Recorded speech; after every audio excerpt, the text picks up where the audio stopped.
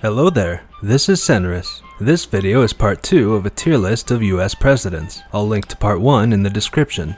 Andrew Johnson became president after Lincoln's assassination, and boy did he have some big shoes to fill. Spoiler alert, he did not. Johnson was a Democrat that Lincoln made his VP to project an image of unity between the parties, and he was more concerned than moving on from the Civil War quickly than resolving its aftermath. He was the first of the Reconstruction-era presidents and in many ways started off on a wrong foot. He had the southern states hold conventions and let them choose their own leaders, leading to many Confederate leaders being put in charge of southern states and the millions of newly freed black Americans living there. All the southern states passed various racist laws such as anti-miscegenation laws, separate legal systems, and segregation laws that continued for over 100 years. Johnson had a contentious relationship with Congress as the Republicans refused to seat Southern senators or pass their legislation. Johnson retaliated by vetoing bills the Republicans trying to pass, often being overruled by their massive majority. This became a pattern for the rest of his presidency. He was opposed to the Reconstruction bills they wanted to pass, vetoed them, and then they override his veto. His opposition to their legislation included the 14th Amendment, which gave citizenship to freed black Americans. The only good thing I can think of he did was the purchase of Alaska from Russia. Buying Alaska for $7.2 million, which boils down to 2 cents an acre, is probably the best deal anyone has ever gotten on anything. Alaska is a truly enormous and bountiful part of the earth, with some of the largest reserves of oil, natural gas, and lumber in the world. If you aren't familiar with the geography of the US or think Texas is a huge state, here is a comparison of Alaska and the rest of the US, showing Alaska takes up 17% of the total country's landmass. While initially considered a foolish purchase by most of the American public and referred to as Johnson's Polar Bear Garden or Seward's Folly after the Secretary of State William Seward who negotiated the deal with Russia, the multiple gold rushes over the next few decades convinced the haters that it was worth it. Johnson's unpopularity among the Republicans led him to be the first president to be impeached by the House, although like all impeachments he was acquitted by the Senate. His own party wasn't that big a fan of him either, and he lost the nomination for his re-election. For his reactionary views on Reconstruction and his attempts to undo much of Lincoln's gains, Johnson goes straight to the F tier, one of the worst presidents ever. Ulysses Grant was the 18th president, starting somewhat of a Republican dynasty. He was a war hero from leading the Union Army to victory as commanding general during the Civil War. He was unanimously nominated by the Republican Party and won the 1868 election in a landslide. This was the first election in which black men could legally vote, although they were often threatened or worse for attempting to do so. He did a much better job at stabilizing the country than his predecessor, passing many positive Reconstruction bills and amendments such as the 15th Amendment, prohibiting the federal and state governments from preventing someone to vote based on their race or previous servitude. This was a progressive amendment on paper, but in practice, black men were denied the vote for a century afterwards. The Ku Klux Klan, aka the KKK, a violent white supremacist group during this era and used violence and voter intimidation to prevent black men from voting, even trying to overthrow Republican governments in some cases. Grant hated these guys and signed the Enforcement Act of 1870 to send federal troops to the South to apprehend and prosecute them, nearly eradicating them until their emergence almost 50 years later.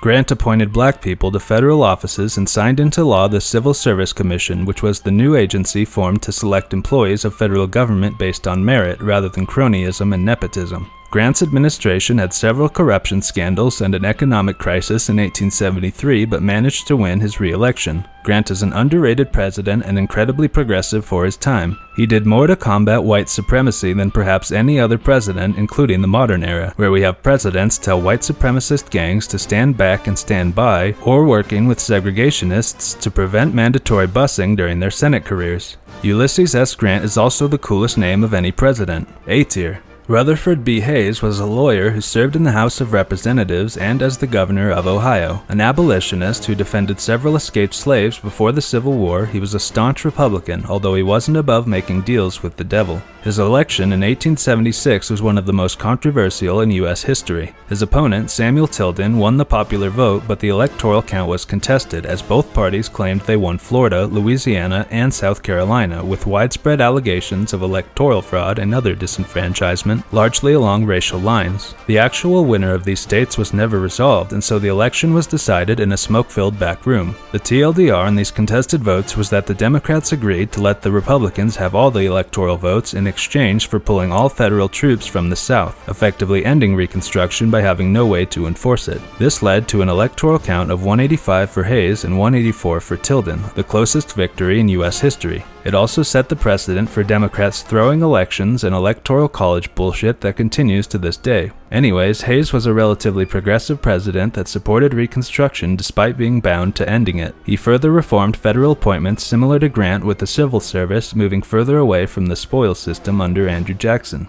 What Hayes is most infamous for, however, was the Great Railroad Strike of 1877. This was the largest labor uprising in the history of the U.S. when rail workers at Baltimore and Ohio Railroad had their wages cut 3 times in 1 year, so the company could save money. The workers went on strike, and rightly so. The strike spread to several other railroad companies, eventually leading to thousands of workers to strike and later riots in Baltimore, Pittsburgh, Chicago, and St. Louis. Hayes called in federal troops to break the strikes, and they, along with state militias, killed over 100 workers. As a socialist, I'm quite hostile to strike breakers, especially ones that kill 100 workers, so this combined with his relative irrelevance lands him with the losers in F tier. James A. Garfield was a Civil War general who served 9 terms in the House of Representatives. He didn't particularly want to become president, but the Republicans nominated him anyway, and he won in a close race, becoming the 20th president. He didn't make it very long, being the victim of a failed assassination attempt 4 months into his presidency and dying 2 months later. In his short time as president, his most important achievement was purging corruption inside the post office of all places. Apparently, there was quite the profiteering racket going on there at the time, with postmen obtaining contracts for fake mail routes where there was no mail to deliver and making millions of dollars off it. Garfield wasn't about to let that shit slide and uncovered a massive conspiracy involving the assistant postmaster and Garfield's own campaign manager, leading to many prosecutions, including theirs. Most presidents that died before they could get much done belong in the D tier, but I think the post office is one of the best and most important federal institutions, and keeping it free of corruption is a noble goal. For his ability to get important work done in the little time he had, Garfield deserves a spot in B tier.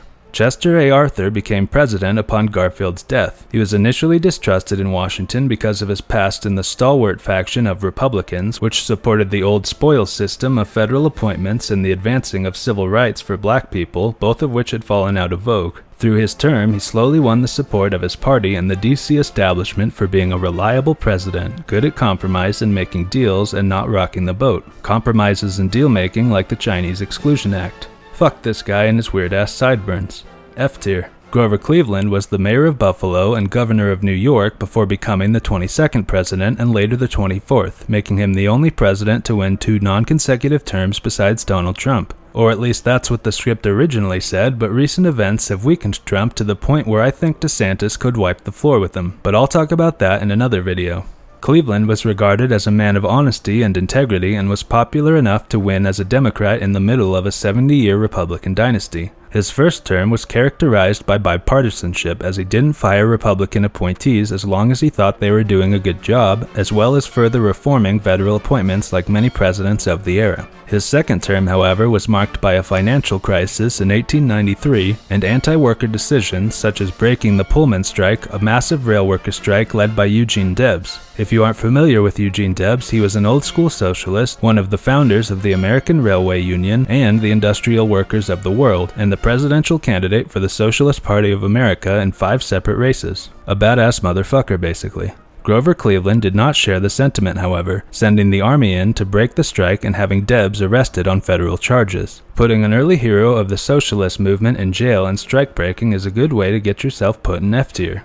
In between Cleveland's 2 terms, we had Benjamin Harrison. He was a lawyer by trade, but also served in the Civil War as a colonel and later became a senator for Indiana. He narrowly won against the incumbent, President Cleveland, in the 1888 election despite losing the popular vote. The most notable achievements of his presidency were economic ones, such as extremely high tariffs on imports to the U.S. and the Sherman Antitrust Act, which clamped down on anti-competitive and monopolistic behavior by businesses. The fact that people like Alan Greenspan, Ayn Rand, and Robert Bork hated this law is how you know it was a good idea. Remember, this was the time of robber barons and some of the most powerful industrialists in the history of the world, so any efforts to curb their power via antitrust laws is a very good thing. In addition to his protectionist and antitrust policies, he also made the country rich as fuck from all those tariffs, and federal spending was over $1 billion for the first time during his term. He was a progressive president, endorsing a federal elections bill that would have protected the right of black Americans to vote, which didn't make it through the Senate.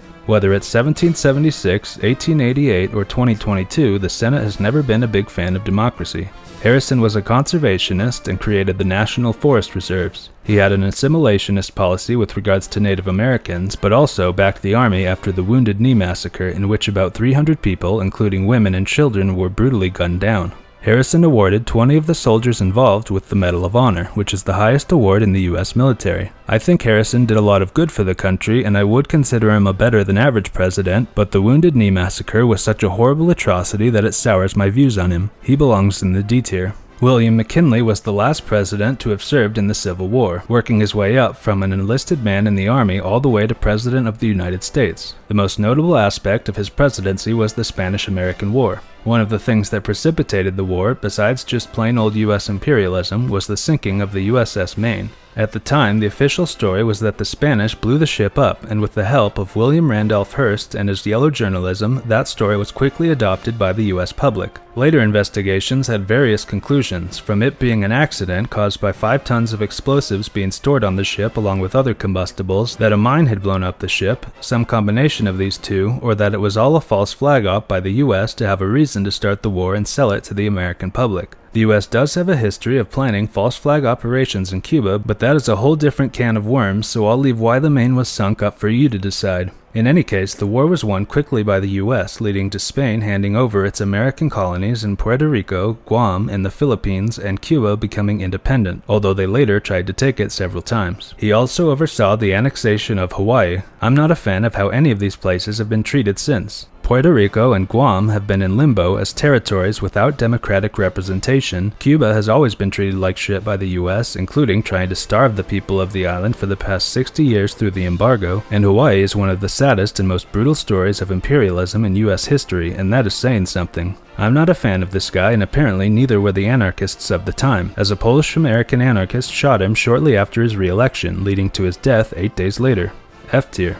After the death of McKinley, his vice president, Theodore Roosevelt, was sworn in as the 26th president. Roosevelt was the youngest president ever at just 42 and an accomplished Renaissance man even before that, having written history books, becoming a war hero in the Spanish-American War, and governor of New York. He overcame a lot of adversity in his life, from a sickly childhood marked with terrible asthma to the death of his father, followed 2 years later by the deaths of both his wife and his mother on the same day. If you've ever lost someone you're very close with, you know how it can change the entire direction of your life and affect you for years, but to lose your wife and both parents in such a short amount of time would be unimaginably devastating. He recovered by throwing himself headfirst into his work in the state government of New York and later bought a ranch in what would later become North Dakota. There, he embraced the cowboy lifestyle as a cattle rancher and wrote several books about his experiences there. This cowboy persona would persist for the rest of his life, especially after his participation in the Spanish-American War as the leader of a famous U.S. volunteer cavalry regiment known as the Rough Riders. In addition to being a great unit in Civilization VI,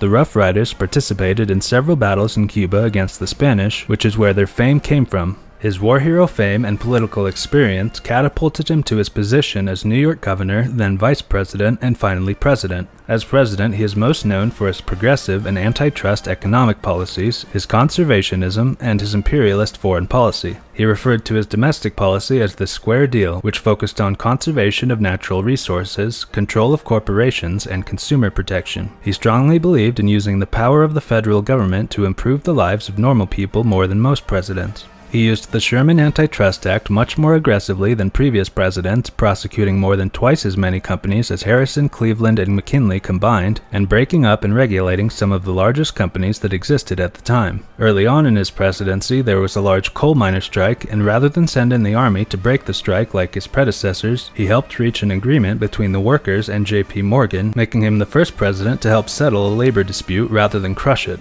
Roosevelt's conservation efforts were the most extensive of any president, including the establishment of 5 national parks, several bird reserves and game preserves, and 150 national forests, protecting over 200 million acres of public land. He used executive orders to protect so much land in the U.S. that he pissed off Congress enough to pass a bill to prevent him from issuing further orders. Roosevelt, being the conservationist Chad he was, issued 21 more executive orders right before he signed the bill. He truly took advantage of the power of the presidency in an unprecedented way with regards to executive orders, as every president combined up to that point had issued 1,262 executive orders, and Roosevelt issued 1,081 just by himself. For a comparison to modern presidents, no president has issued more than 400 since Eisenhower, and Biden has only issued 92 so far. I've been heaping more praise on this guy than I'm comfortable with when talking about US presidents, so let's talk about some of his negatives, mainly the fact that he was big on imperialism. As part of his foreign policy, he introduced the Roosevelt Corollary, which was basically an addition to the Monroe Doctrine. As we discussed in part 1 of the series, the Monroe Doctrine was the policy that Europeans should not mess with the Western Hemisphere, as that was for Americans to colonize and subject to imperialism. The Roosevelt Corollary added on to this, declaring that the US can and should be the world police with regards to Central and South America if any of those countries don't play ball with the US. This is relevant less because of what he did with the policy, but more because of what he enabled in the rest of the 20th century, with the US viewing it as its right to constantly meddle in the affairs of its southern neighbors and being the justification for intervening in Cuba, Nicaragua, Haiti, and the Dominican Republic, among others. Roosevelt also facilitated the building of the Panama Canal and building up the US Navy till it was the second largest in the world, providing the means to enforce future imperialism by his successors. While he set the table for future imperialism in the Western Hemisphere, it's worth noting that he did help mediate the end of an imperialist war in the East, namely the Russo-Japanese War, for which he earned a Nobel Peace Prize. Then again, they gave one of those to Obama, who ramped up the drone war even more than Bush, including bombing hospitals and American citizens, so take that for what it's worth. Roosevelt was popular enough to win his re-election in a landslide, but claimed he would not run for a third term. He kept his promise, instead supporting his friend and protege William Taft in the 1908 election. When it became clear that Taft would be a far more conservative and less of a conservationist president than Roosevelt, they slowly grew apart and eventually became rivals in Republican politics. Roosevelt was convinced Taft would lose to the Democrats and viewed himself as the man who could save the Republican Party from mismanagement and ran against him in the 1912 election. During a campaign speech, Roosevelt was the subject of an assassination attempt when he was shot in the chest from 7 feet away, likely saved by the 50-page folded speech in his pocket. The tough bastard told the crowd not to hurt his assailant and continued his speech for an hour with a bullet in his chest. What a badass. Taft eventually defeated his old friend in the primary, but Roosevelt wasn't done fighting yet and formed a new party, the Progressive Party. The party would go on to do very well for a brand new party and actually won 27% of the vote compared to Taft's 23%, but this led to splitting the Republican vote, and Woodrow Wilson managed to win 42% of the vote due to the infighting. Our boy Eugene Debs managed to win a respectable 6% with nearly 1 million votes for him. Roosevelt's prediction that if Taft ran, they would lose to the Democrats ended up being true, but ironic in the sense that he arguably had more to do with it than Taft did. After that election, Roosevelt hung up his politics hat and went on adventures in South America. When it comes to rating him as president, he is clearly a better than average president, with his bad actions being outweighed by his many good ones. He was more concerned with the average working man than just about any president before or since. Unfortunately, his pro-imperialism views and the Roosevelt Corollary leading to much of the imperialism of the 20th century knock him down a peg, so I'm going to put him in B tier. William Howard Taft was part of a lineage of U.S. politicians going back several generations. His father was the Attorney General and Secretary of War, and Taft followed in his footsteps, going to Yale, where he was a member of Skull and Bones, which his father was a founder of. Taft became a lawyer, then a judge, and Secretary of War under Roosevelt. He loyally served Roosevelt in those years and was a shoo-in for the 1908 election, becoming the 27th president. During his term, he tried to compromise with the conservative and progressive factions of the Republican Party, often pleasing neither. He used the tools Roosevelt gave him to enforce U.S. dominance of Central America, eventually strong-arming Nicaragua to accept loans to help pay off the debt to other countries in a sort of preview of the sort of soft power via economic domination that the U.S. continues to this day. When a coup occurred in 1911, he sent U.S. troops to occupy the country for over 20 years, starting the particularly malicious imperialist relationship between the two countries. Taft continued Roosevelt's antitrust policy, but besides that was much less progressive, particularly with regards to conservationism and civil rights, with Taft refusing to appoint black people to federal jobs where he believed they would cause racial unrest, especially in the South. Taft lost his re-election due to the schism in the Republican Party and would later go on to be a professor at Yale and later Chief Justice of the Supreme Court, making him the only person to hold both that position and the presidency. Taft wasn't a particularly good president and is largely forgotten, more known for his feud with Roosevelt than anything he did. D tier. Thanks for watching. Please like and subscribe to stay tuned for part 3. Peace.